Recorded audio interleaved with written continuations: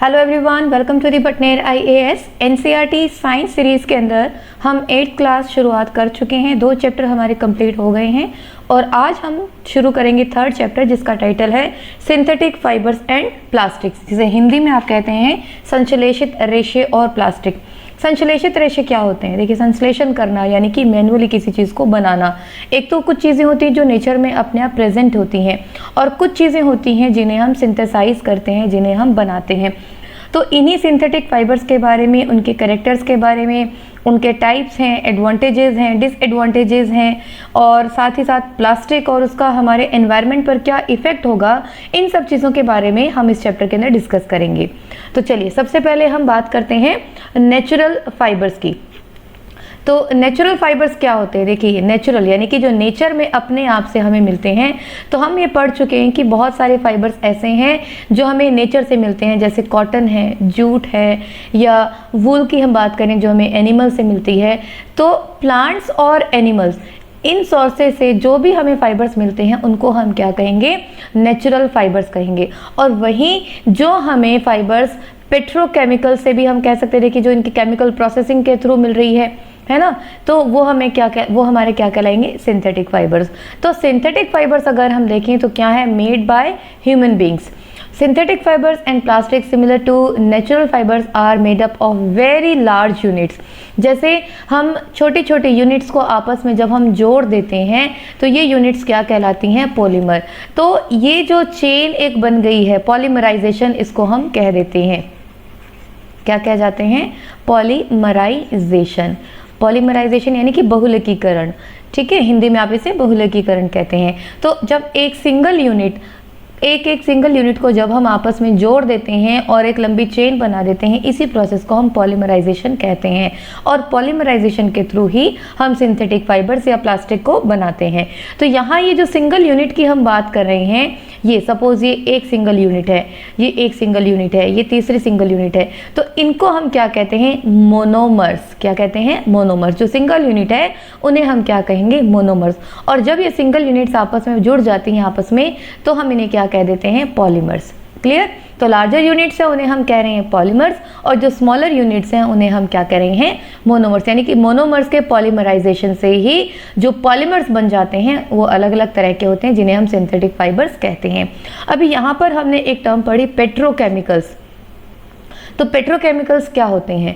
जो petroleum origin से हमें रॉ मटेरियल मिलता है फाइबर बनाने के लिए, सिंथेटिक फाइबर के सिंथेसिस के लिए, उन्हीं को हम क्या कह देते हैं? Petrochemicals. Raw materials of petroleum origin.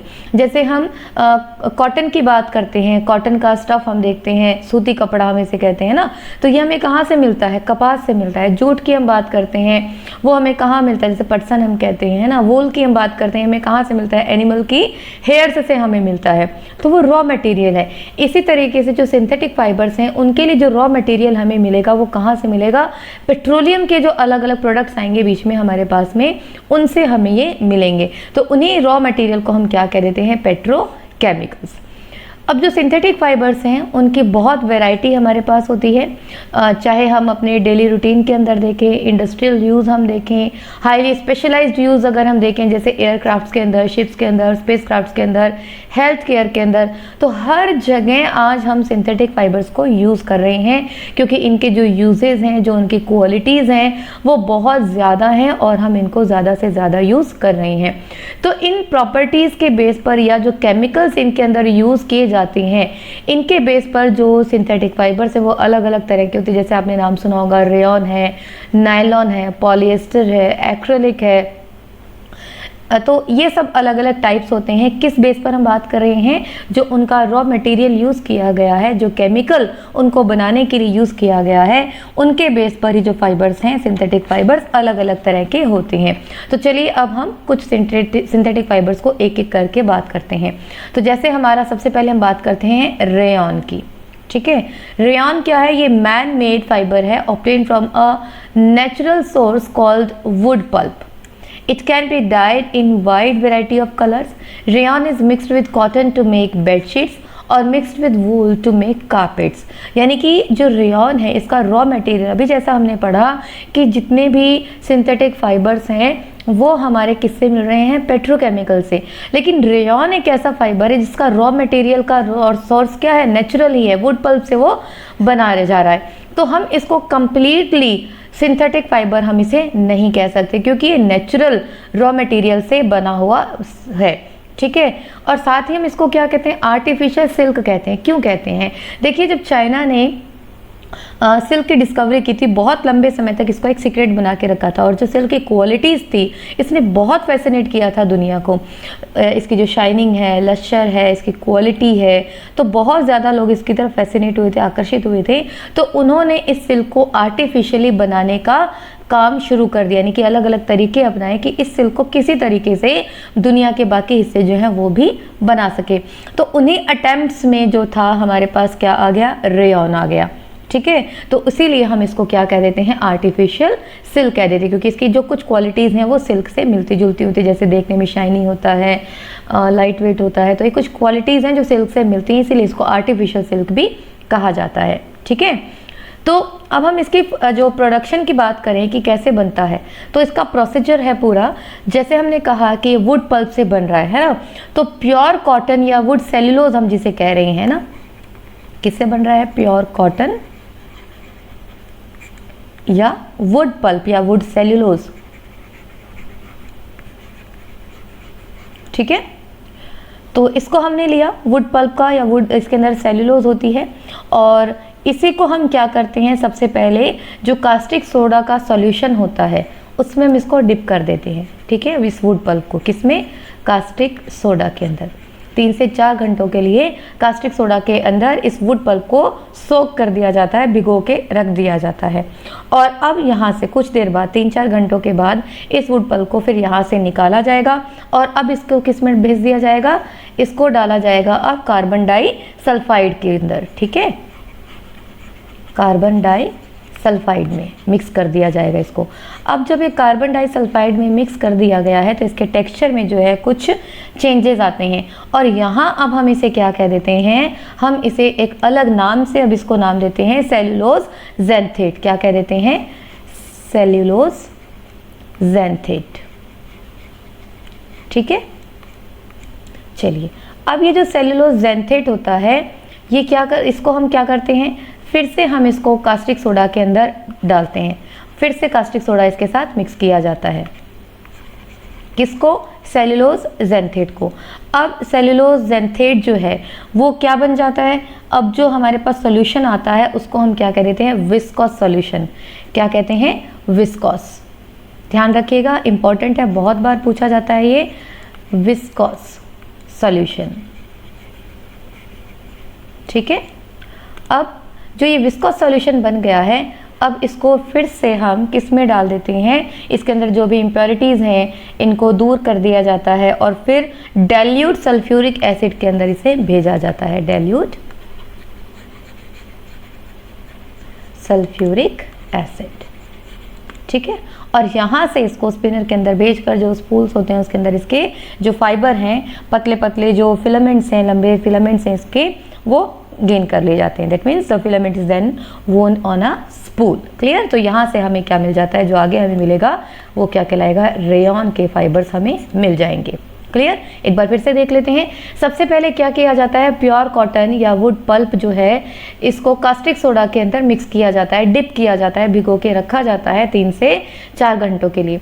अब इसको यहाँ से निकाल कर जो है कार्बन डाइसल्फाइड के अंदर मिक्स किया जाता है। यहाँ जो हमें सॉल्यूशन मिलता है इसको हम कहते हैं सेल्यूलोज ज़ैंथेट। सेल्यूलोज ज़ैंथेट को फिर से कास्टिक सोडा के अंदर डाला जाता है। यहाँ जो हमें सॉल्यूशन मिलेगा इसको हम क्या कहेंगे, विस्कोस सॉल्यूशन। इस विस्कोस सॉल्यूशन को हम फिर से इसकी जो इम्प्योरिटीज़ हैं दूर करते हैं और डाइल्यूट सल्फ्यूरिक एसिड के अंदर हम डाल देते हैं, ठीक है। और डाइल्यूट सल्फ्यूरिक एसिड में डालने के बाद जो बाइंडिंग स्पूल है उससे हमें रेयॉन के फाइबर जो हैं वो मिल जाते हैं। तो इंपॉर्टेंट यहाँ पर क्या है, एक तो आपके लिए पूछा जाता है कि विस्कोस सॉल्यूशन क्या होता है, ये सेल्यूलोज ज़ैंथेट किस फाइबर के बनने में बीच में प्रोसीजर या जो हम कहेंगे जो प्रोसीजर है उसमें बीच में मिलता है। तो ये अलग अलग तरीके से आपसे पूछा जा सकता है, तो इसको आपको ध्यान रखना है कि इसको सॉल्यूशन कैसे बनता है। जब वुड पल्प को कास्टिक सोडा और कार्बन डाइसल्फाइड के साथ मिक्स कर दिया जाता है रेयॉन या आर्टिफिशियल सिल्क बनाने के प्रोसीजर में, तब हमें विस्को सॉल्यूशन मिलता है। क्लियर। तो ये हो गया हमारा रेयॉन। अब रेयॉन के अगर हम यूजेस की बात करें तो यूज़ हम जानते हैं, जैसे अभी यहाँ पर हमने पढ़ा जब कॉटन के साथ मिला दिया जाता है तो बेडशीट्स बनती हैं, वूल के साथ मिला दिया जाता है तो कारपेट्स बनते हैं, और इसके फिलामेंट्स लंबे होते हैं, लॉन्ग होते हैं, तो जो ऑटोमोबाइल टायर्स में इनको यूज़ किया जाता है। कारपेट्स हमने पढ़ ही लिया, इनका जो टेक्सचर और जो फील है वो नेचुरल सिल्क की तरह होता है, ठीक है। तो ये हो गए इसके कुछ यूजेस। तो ये हुआ हमारा रेयॉन या आर्टिफिशियल सिल्क। अब हम बात करते हैं नायलॉन की। तो नायलॉन क्या है? It was first fully synthetic fibre. अभी जैसे हमने रेयॉन पढ़ा, रेयॉन तो जो रॉ मटेरियल क्या था उसका वुड पल्प था, नेचुरल रॉ मटेरियल था, लेकिन नायलॉन ऐसा पहला सिंथेटिक फाइबर माना जाता है जो कंप्लीटली केमिकल्स के थ्रू बनाया गया है, ठीक है। अब इसको बनाने के लिए किन किन चीज़ों का यूज़ किया जाता है, जैसे हमने पढ़ा जो भी सिंथेटिक फाइबर हैं वो कैसे बनते हैं, पॉलीमराइजेशन के थ्रू। तो इसका जो है पॉलीमराइजेशन कौन से मोनोमर से या कौन से केमिकल से होता है, तो हम बात करेंगे एमाइड। किसकी? Amide molecules. किससे मिलकर बना होता है ये? एमाइड मॉलिक्यूल से। ध्यान रखना है आपको, नायलॉन किससे बनता है? एमाइड मॉलिक्यूल से, ठीक है। तो चलिए, अब ये जो एमाइड मॉलिक्यूल्स हैं जब इनका पॉलीमराइजेशन हो जाता है तब हमारे पास नायलॉन आता है। अब ये नायलॉन जो फाइबर है ये इनकी बहुत लंबी चेन, हम बात कर ही रहे हैं, पॉलीमराइजेशन कह रहे हैं तो लंबी चेन तो बनेगी, तो इसे हम क्या कह देते हैं? Polyamide molecules. Example methylene diamine ऐसा करके एग्जैक्टली फॉर्मूला होता है इसका, तो आपको इतना ध्यान रखना है। एमाइड मॉलिक्यूल्स होते हैं, और जो फाइबर्स हैं इसके बहुत इलास्टिक होते हैं, स्ट्रॉन्ग होते हैं, वाटर रेजिस्टेंट होते हैं, ठीक है। तो इतने सारी क्वालिटीज़ होने के कारण, तो जैसे सॉक्स के अंदर, रोप्स के अंदर, टेंट हैं, टूथ ब्रशेज़ हैं, कार की सीट बेल्ट्स हैं, स्लीपिंग बैग्स हैं, कर्टेन्स हैं, इन सब में इनका यूज़ किया जाता है। और nylon is use for making parachutes and drops for rock climbing. देखिए यहाँ भी एक इंटरेस्टिंग चीज़ है, पैराशूट से ही ध्यान आता है मुझे। देखिए जो नायलॉन की डिस्कवरी है कहा जाता है 1939 में की गई थी, ठीक है, इसके आसपास। और जो नायलॉन नाम है साथ ही नायलॉन, तो NY stand for New York, okay, and LON stands for London. तो इन दो देशों के जो साइंटिस्ट थे इन्होंने मिलकर नायलॉन को प्रिपेयर किया था लगभग 1939 में। और उस समय जो शुरुआत की अगर हम बात करें, जो हम फर्स्ट प्रोडक्ट करें, तो जो स्टॉकिंग्स होती हैं, यानी कि आपने सुना होगा फीमेल्स यूज़ करती हैं, सॉक्स होती हैं, इनको यूज़ किया जाता है, तो उसमें बहुत ज़्यादा इसका यूज़ किया जाता था। लेकिन आप जानते हैं तभी 1939 सेकेंड वर्ल्ड वॉर इसी समय लगभग शुरू हो गया था, तो इन स्टॉकिंग्स की जगह इनका यूज़ कहाँ किया जाने लगा? पैराशूट फॉर्मेशन में बहुत ज़्यादा नायलॉन का यूज़ किया गया पैराशूट में वर्ल्ड वॉर सेकेंड के समय। और जब वर्ल्ड वॉर सेकेंड ख़त्म हो गया उसके बाद फिर से जो स्टॉकिंग्स हैं या दूसरे जो यूजेस हैं इनके, उसमें इनको किया जाने लगा 1945 के बाद में। क्लियर? तो ये हो गया हमारा नायलॉन। इंपॉर्टेंट क्या है, ध्यान रखना है आपको, एमाइड मॉलिक्यूल्स के पॉलीमराइजेशन से, यानी कि पॉली एमाइड से नायलॉन बनते हैं, and the first fully synthetic fibre is nylon. Clear? Let's move ahead now. Polyester. अब पॉलीएस्टर क्या होता है? जो एस्टर कंपाउंड है, ये आपको नजर आ रहा है एस्टर, हम इसको तोड़ दें दो टुकड़ों में तो हमारे पास क्या बनेगा? Poly plus ester. यानी कि बहुत सारे जब एस्टर मॉलिक्यूल्स आपस में जुड़ जाएंगे, एस्टर्स के पॉलीमराइजेशन से हमारे पास क्या बन जाएगा? पॉलीएस्टर, ठीक है। तो ये कैसे बनता है? जब अल्कोहल को, एस्टर कैसे बनेगा? जब अल्कोहल को किसके साथ मिक्स कर दिया जाएगा? ऑर्गेनिक एसिड्स के साथ में, ठीक है। जब भी कभी अल्कोहल को ऑर्गेनिक एसिड्स के साथ में मिक्स कर दिया जाएगा, ऑर्गेनिक एसिड जैसे एसिटिक एसिड है, थैलिक एसिड है, बहुत सारे होते हैं, तो उन सब के साथ मिला देने पर क्या बन जाता है? पॉलीएस्टर, ठीक है, सॉरी एस्टर बन जाता है, और एस्टर के पॉलीमराइजेशन से पॉलीएस्टर बन जाता है। और इसकी स्मेल हम देखें तो बड़ी फ्रूटी स्मेल होती है, फ्रूट्स जैसी स्मेल होती है इसकी। क्लियर? चलिए, तो पॉलीएस्टर भी क्या है? एक सिंथेटिक फाइबर ही है, और इसमें रिंकल्स नहीं पड़ते हैं इजीली, सिल्वटे जिसे हम कह देते हैं, क्रिस्प रहता है, इजी टू वॉश होता है, और ड्रेस मटेरियल के लिए बहुत सुटेबल है। शर्ट्स ड्रेसेस बनती हैं, आपने देखा है। यहीं पर टेरिलिन भी है, एक पॉलिएस्टर ही है ये, ठीक है, सिंथेटिक फाइबर ही है। तो अलग अलग जो है इसके यूज़ किए जाते हैं। यहीं पर जैसे आपको देखो टेरेलिन का दिया गया है, पीईटी है, पॉलीएथीन टेट्राथैलेट जो है, तो ये सब भी क्या है, पॉलिएस्टर्स ही हैं। क्लियर? तो इनके बारे में भी हम डिटेल में पढ़ लेते हैं। तो आपको यहाँ पर पॉलिएस्टर के बारे में क्या ध्यान रखना है, एस्टर्स के पॉलीमराइजेशन से ये बनते हैं। और एस्टर कैसे बनते हैं, जब अल्कोहल और ऑर्गेनिक एसिड्स को मिक्स कर दिया जाता है, उनकी रिएक्शन करवाई जाती है तो एस्टर बन जाते हैं। डन? चलिए, टेरिलिन। टेरिलिन क्या है, देखिए ये जो टेरिलिन है, इसी को हम डेक्रोन भी कहते हैं। ध्यान रखिएगा, डेक्रोन नाम से भी आपसे पूछा जा सकता है, डेक्रोन भी इसको कहा जाता है। और ये कैसे बनते हैं, जो थैलिक एसिड और इथीन ग्लाइकोल होता है, किस क्या क्या, थैलिक एसिड और इथीन ग्लाइकोल।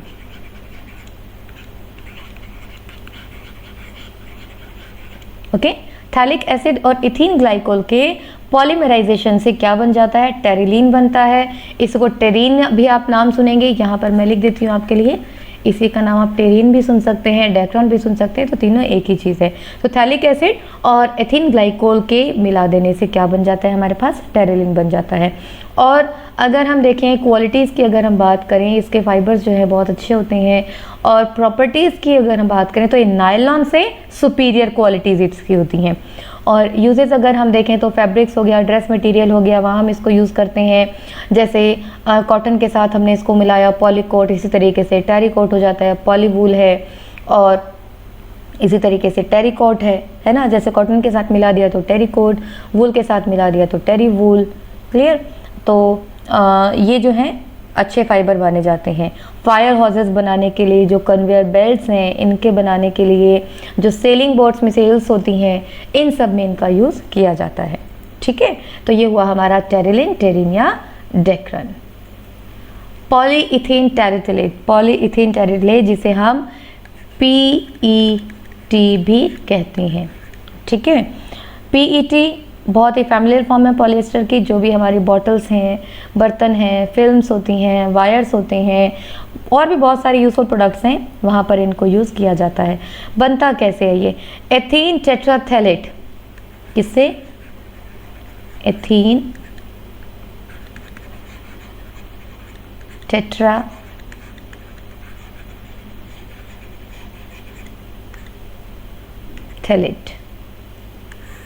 इसके पॉलीमराइजेशन से ही क्या बन जाता है, पॉलीइथीन टेट्राथैलेट। क्लियर? यही बात आगे फिर से हम डिवाइड कर दें, ये आ गया पॉली, इसको अगर हम ब्रेक कर दें तो इथीन टेट्राथैलेट से। क्लियर? ये स्पेलिंग मिस्टेक है, थोड़ा सा आप देख लेना, टेरिथैलेट। चलिए, पॉलीइथीन। क्लियर? ये हो गया। अब इसके यूजेस हम देखें तो सिंथेटिक क्लोथ्स बनाने में, और जो मैग्नेटिक टेप्स हैं, ऑडियो कैसेट्स हैं, ये अभी पीछे हम पढ़ चुके हैं, हमारे स्लाइड में आ चुका है। मैग्नेटिक टेप्स हैं, ऑडियो कैसेट्स, इनमें इनका यूज़ किया जाता है। रिकॉर्डर्स बनाने में, जो पैकेजिंग के लिए कंटेनर्स यूज़ किए जाते हैं, बॉटल्स हैं, जो भी कोल्ड ड्रिंक्स की बॉटल्स हैं, ऑयल्स की बॉटल्स हैं, या दूसरे फूड आर्टिकल्स पैक किए जाते हैं, तो उन सब में इसी का यूज़ किया जाता है। किसका, पॉलीथीन टेट्राथैलेट का। क्लियर? अगला हमारा जो फाइबर है वो आ जाता है एक्रिलिक। सॉरी, यहाँ पर हम कुछ और चीज़ें समझ लेते हैं, इसको क्लियर कर लेते हैं। अब जैसे एक्रिलिक फाइबर है,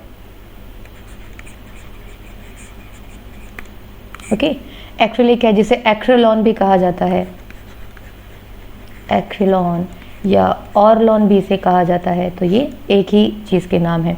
जो हमारी स्वेटर्स हैं, शॉल्स हैं, ब्लैंकेट्स हम यूज़ करते हैं, तो आपने देखा होगा कई बार वो हमें नेचुरल वूल की तरह दिखता है, लेकिन वो वूल होता नहीं है, ऊन नहीं होती है। तो वो जो फाइबर है वही क्या कहलाता है, हमारा एक्रिलिक फाइबर।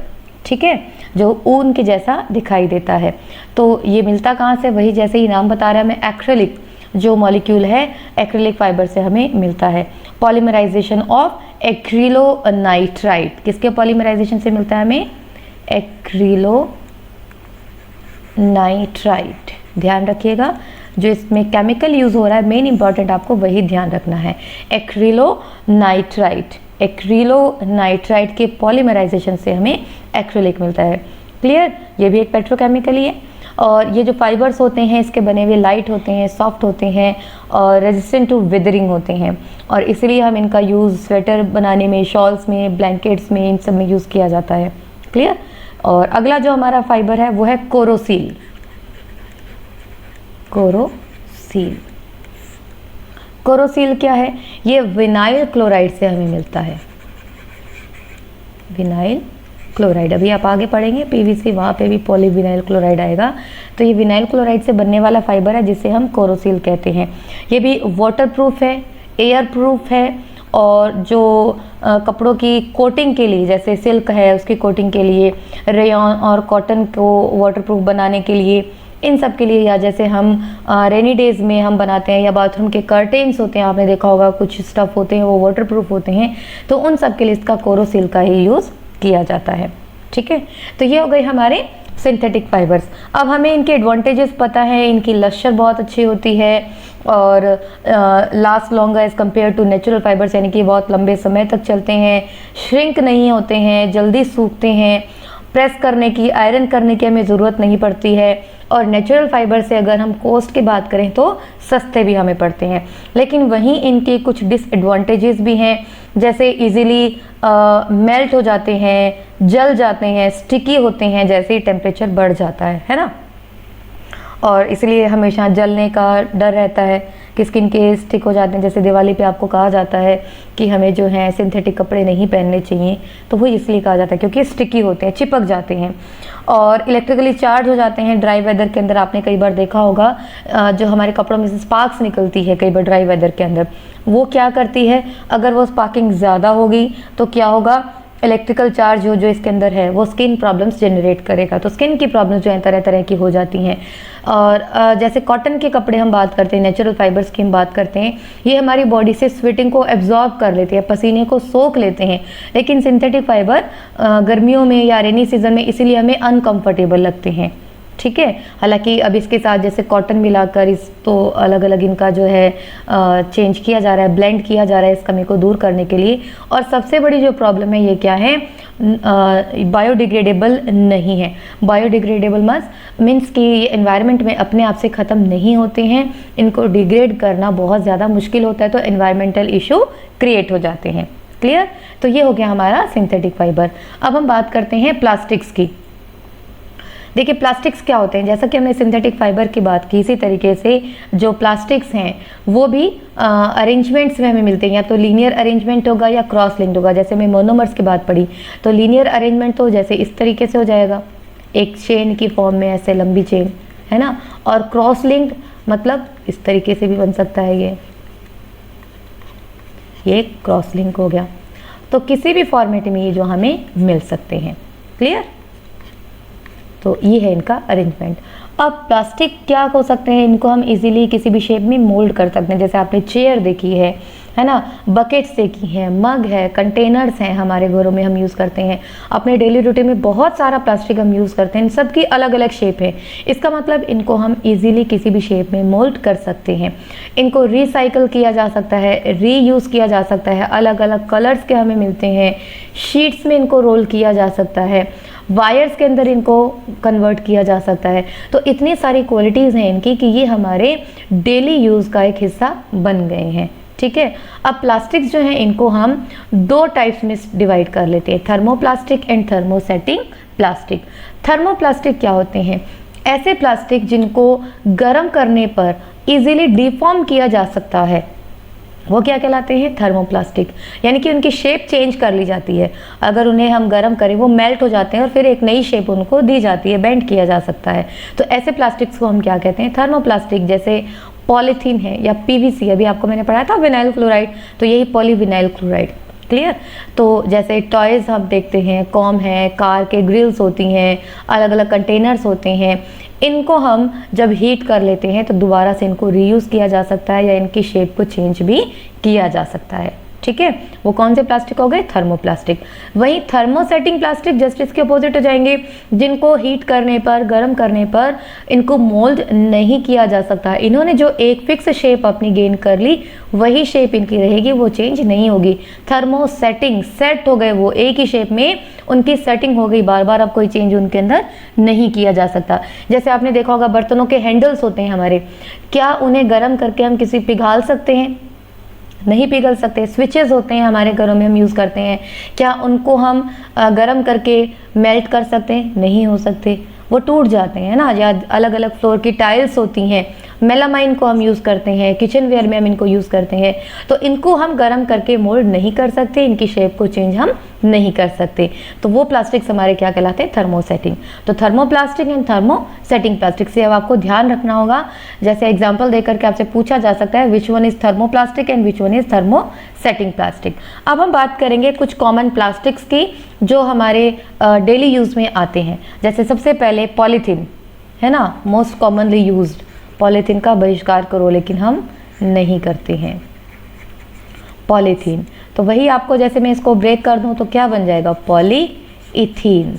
तो इथीन के पॉलीमराइजेशन से बन रहा है ये पॉलीइथीन। अब इथीन का फॉर्मूला क्या होता है, CH2 डबल बॉन्ड CH2, ये इथीन का फॉर्मूला होता है। तो जैसे बहुत सारे मॉलिक्यूल्स इथीन के जब आपस में जुड़ जाते हैं तो क्या बन जाता है, पॉलीथीन बन जाता है, ठीक है। और ये क्या है, इनसॉल्युबल है, इनसॉल्युबल, घुलता नहीं है किसी भी चीज़ के अंदर। आपने देखा है ना प्लास्टिक की पॉलीथीन्स जो हम यूज़ करते हैं वो घुलती नहीं है। और केमिकल्स जैसे एसिड हैं या कुछ भी इसके ऊपर डालें, इनका असर बहुत जल्दी इनके ऊपर नहीं होता।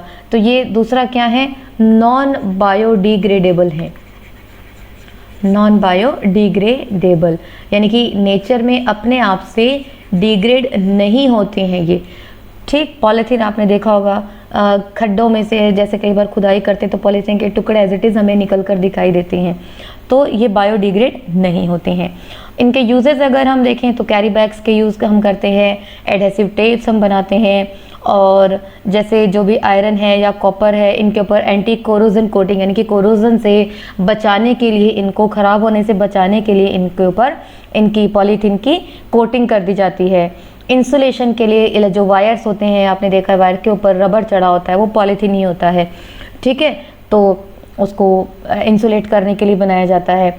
जो किचन के अंदर हैं, लेबोरेटरी वेयर्स हैं, कप हैं, बॉटल्स हैं, इन सब के अंदर क्या किया जाता है, पॉलीथीन को ही यूज़ किया जाता है, ठीक है। ये अलग अलग इसके यूजेस हो गए। अब हम देखें अगला हमारा क्या है, पॉलीप्रोपीन। पॉलीप्रोपीन, तो यहीं पर फिर से प्रोपीन के पॉलीमराइजेशन से बन जाएंगे तो वो क्या कहलाएंगे, पॉलीप्रोपीन। अब प्रोपीन का फॉर्मूला क्या होता है, CH3CH डबल बॉन्ड CH2। तो ये जब बहुत सारे प्रोपीन आपस में जुड़ जाएंगे तो क्या बन जाएगा, पॉलीप्रोपीन बन जाएगा। तो इसके यूजेस हम कहाँ कहाँ करते हैं, सिंथेटिक कारपेट्स बनाने में, रोप्स बनाने में, पैकेजिंग मटेरियल के लिए, कंटेनर्स के लिए, ऑटोमोबाइल बैटरीज हैं उनकी बॉडी बनाने के लिए इसका यूज़ किया जाता है। थर्ड जो आता है हमारा PVC, जो अभी मैंने आपको बताया था, पॉलीविनाइल क्लोराइड, ठीक है।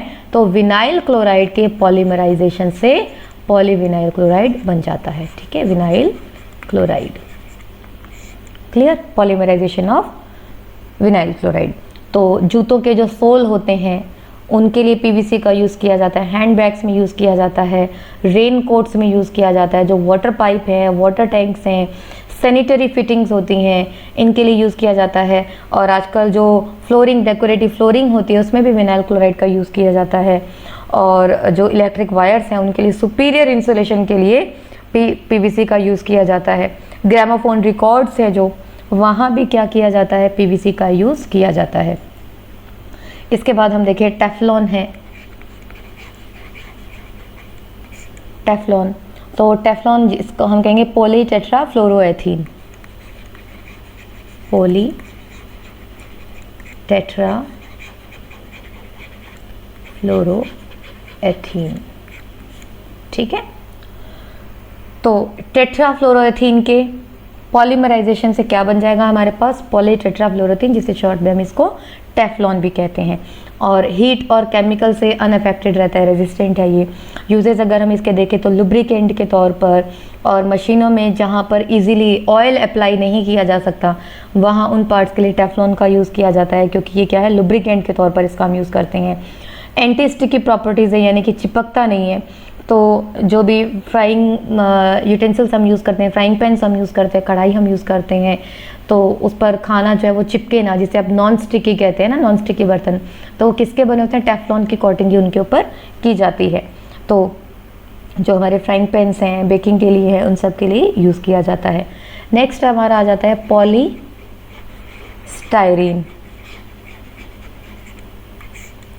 पॉलीस्टाइरीन ये भी क्या है, पॉलीथीन का ही लाइटर पॉलीमर है, ठीक है, पॉलीथीन का ही लाइटर पॉलीमर है। इसको इजीली मोल्ड किया जा सकता है गर्म करने पर, और जब हवा चलती है मोल्टेन पॉलीस्टीरीन के अंदर, जब हवा भेजी जाती है तो इसमें झाग बन जाते हैं, फोम बन जाता है, और इसी फोम को इंसुलेटिंग पैकेजिंग मटेरियल के लिए यूज़ किया जाता है। इंपॉर्टेंट है, ध्यान रखिएगा। जैसे हमारे आइस बॉक्स होते हैं, या आपको अगर सीधा सा मैं कहूँ कि पॉलीस्टाइरीन के अंदर जब हवा भेजी जाती है तो इसमें बहुत सारा झाग बनता है, फोम बनता है, और उसी फोम को किसके लिए यूज़ किया जाता है, पैकेजिंग मटेरियल के लिए, इंसुलेटिंग पैकेजिंग मटेरियल के लिए। जैसे हमारे इलेक्ट्रॉनिक आइटम्स आपने देखा होगा, उनकी पैकेजिंग जो आती है वो थर्मोकोल की शीट सी होती हैं, तो वो वही होती हैं, ठीक है। आइस बॉक्स होते हैं, आइस बॉक्स के अंदर भी पॉलीस्टाइरीन का ही यूज़ किया जाता है। और रेफ्रिजरेटर्स हैं या कोल्ड स्टोर्स हैं, इनकी इंसुलेटिंग के लिए भी पॉलीस्टाइरीन का यूज़ ही किया जाता है। तो ये सब यूजेस आपको ध्यान रखने हैं कि कहाँ कहाँ जो हमारे कॉमन प्लास्टिक्स हैं हम इनको यूज़ कर रहे हैं। अब हम बात करेंगे प्लास्टिक्स और एनवायरनमेंट की। जो ये प्लास्टिक्स हम बात कर रहे हैं या सिंथेटिक फाइबर्स की हम बात कर रहे हैं, हमने एक टर्म बार बार पढ़ी है, बायोडिग्रेडेबल या नॉन बायोडिग्रेडेबल, बहुत कॉमन टर्म है। तो बायोडिग्रेडेबल क्या होगा, जो नेचुरली अपने आप ही नेचर के अंदर डीकम्पोज हो जाते हैं, ठीक है। जैसे जो बैक्टीरियाज हैं, छोटे छोटे माइक्रो ऑर्गेनिजम्स हमने पढ़ा है अपने पिछले चैप्टर के अंदर कि वो क्या करते हैं, इन चीज़ों को डीकम्पोज कर देते हैं। तो नेचुरली जो चीज़ें डीकम्पोज हो सकती हैं उनको हम क्या कहेंगे, बायोडिग्रेडेबल, और जो नेचुरली डीकम्पोज नहीं हो सकती हैं उनको हम क्या कहेंगे, नॉन बायोडिग्रेडेबल। तो जो प्लास्टिक और सिंथेटिक फाइबर्स हैं, सबसे बड़ी जो प्रॉब्लम है इनकी वो यही है कि ये नॉन बायोडिग्रेडेबल हैं। एनवायरनमेंट में बहुत सारी प्रॉब्लम्स ये जनरेट करते हैं, क्रिएट करते हैं। हालांकि बहुत सारी क्वालिटीज़ हैं, लेकिन फिर भी जैसे बहुत ही कॉमन प्रॉब्लम है ड्रेनेज सिस्टम के अंदर, जब ये फंस जाते हैं, बैग्स हैं ये क्लॉग कर देते हैं ड्रेनेज सिस्टम को, तो बड़ी इनकन्वीनियंस होती है। अगर हमारे स्ट्रे एनिमल्स की अगर हम बात करें, वो कभी कभी इनको खा लेते हैं, गार्बेज डंप्स में से इनको खा लेते हैं, तो इनका जो डाइजेस्टिव ट्रैक्ट है वो चॉक हो जाता है। इनसे अलग तरह की प्रॉब्लम्स इनको हो सकती हैं। अगर प्लास्टिक को जलाया जाए, क्योंकि डिकम्पोज तो नहीं होता, अब जलाएंगे तो क्योंकि केमिकल से बना है तो हार्मफुल गैसेस रिलीज होंगी, और ये हार्मफुल गैसेस क्या करती हैं, हमारे एनवायरनमेंट को पोल्यूट करेंगे। तो ओवरऑल अगर हम देखें तो ये हमारे एनवायरनमेंट के लिए बहुत ही बड़ी समस्या हैं। These are not eco-friendly or environment friendly. The waste created by the synthetic fibers and plastic is not environment or eco-friendly. On burning, they create poisonous gases. On dumping in ground, they may take years to degenerate. अगर मिट्टी में हम इनको दबा दें, खड्डों में अगर हम इनको दबा दें, तो मिट्टी की फर्टिलिटी को ये डिस्ट्रॉय करते हैं, डिग्रेड करते हैं, क्योंकि अपने आप से ख़त्म तो होते ही नहीं है ये, है ना, क्योंकि केमिकल्स हैं, वो केमिकल्स धीरे धीरे मिट्टी की फर्टिलिटी को ही ख़त्म कर देंगे। We need to use synthetic fibres and plastics in such a manner that we can enjoy their good qualities and at the same time minimise the environmental hazards of the living communities. यानी कि हमारे पास इनके बहुत सारी अच्छी qualities हैं, तो हम इनको जो है यूज़ जो हम इनका कर रहे हैं, हम इस तरीके से, इस मैनर में इनका यूज़ करें कि इनकी क्वालिटीज़ के साथ साथ जो इनके ड्रॉबैक्स हैं हम उनको मिनिमाइज़ कर सकें। जो हमारे एनवायरनमेंट को ये नुकसान पहुंचा रही हैं, एनवायरमेंटल हैजार्ड्स हैं, उनको हम कम से कम कर सकें, ठीक है। तो कम से कम करने के लिए, या जो नेचुरल हैजार्ड्स है इसको मिनिमम करने के लिए, कंट्रोल करने के लिए क्या करेंगे, हम कुछ तरीके अपनाएंगे, है ना। तो वो तरीके क्या हैं, 3 R's का जो सिद्धांत प्रिंसिपल दिया गया है, reduce, reuse and recycle. Reduce करना यानी कि अपने यूज़ को हम कम करें, प्लास्टिक का यूज़ हम कम से कम करें। जैसे प्लास्टिक बैग्स की जगह हम कॉटन के बैग, कपड़ों के थैले, जूट के बैग हैं, इन सब को यूज़ करें, है ना। रीयूज़ यानी कि जो चीज़ें हम उनको दोबारा से यूज़ करें। जैसे प्लास्टिक की बॉटल्स आती हैं, कोल्ड ड्रिंक की बॉटल्स आती हैं, या अलग अलग कंटेनर्स आते हैं, हम एक बार यूज़ करने के बाद उनको फेंक नहीं दें, उनका हम कुछ और यूज़ करें। जैसे बॉटल्स हैं, बॉटल से आप देख सकते हैं अच्छे से फाउंटेन्स हम बना सकते हैं घर के अंदर, या बॉटल्स के थ्रू हम बड़े ही सुंदर जो हैं गमले, पॉट्स हैं, छोटे छोटे पौधों के लिए हम बना सकते हैं। जैसे आजकल वर्टिकल गार्डन है, बहुत चल रहा है, तो इन बॉटल्स को हम बहुत अलग अलग तरीक़ों से यूज़ कर सकते हैं। रिसाइकिल है, जैसे थर्मोप्लास्टिक की हमने बात की कि गर्म करने पर क्या कर सकते हैं, वो मेल्ट हो जाते हैं, तो हम उनको रिसाइकिल करें, जो यूज़ कर सकते हैं हम इनको इंडस्ट्रीज़ के अंदर हम भेजें, उनको दूसरे फॉर्म हम इनकी चेंज कर दें। जैसे टॉयज़ हम उनके बना लें, बकेट्स बना लें, मग्स बना लें, क्योंकि वो गर्म करके मेल्ट हो जाएंगे और उनके फिर से एक नया फॉर्म हम इनको दे सकते हैं। तो इस 3R प्रिंसिपल के बेस पर हम जो एनवायरमेंटल हैज़ार्ड्स हैं वो उनको हम कम कर सकते हैं। ठीक है, reduce, reuse, recycle and 4R, और एक और यहाँ पर होता है हमारा रिकवर। ओके, तो चलिए ये हुआ हमारा आज का चैप्टर कंप्लीट हुआ। जो हमने पढ़ा है synthetic fibres and plastic, I hope सारी चीज़ें आपको क्लियर हो गई होंगी। आपको बहुत अच्छे से समझाने की कोशिश की है, लेकिन फिर भी अगर आपको कोई डाउट हो तो आप कमेंट बॉक्स को यूज़ करें, पढ़ते रहें, अपना ध्यान रखें। चैनल को सबसे ज़्यादा लाइक करें, शेयर करें, ताकि हम मोटिवेट होते रहें और आपके वीडियोस जो हैं आगे कंटिन्यू चलते रहें। देखिए कंटिन्यू तो ज़रूर चलेंगे ही, बाकी आपका साथ बना रहेगा। Thank you.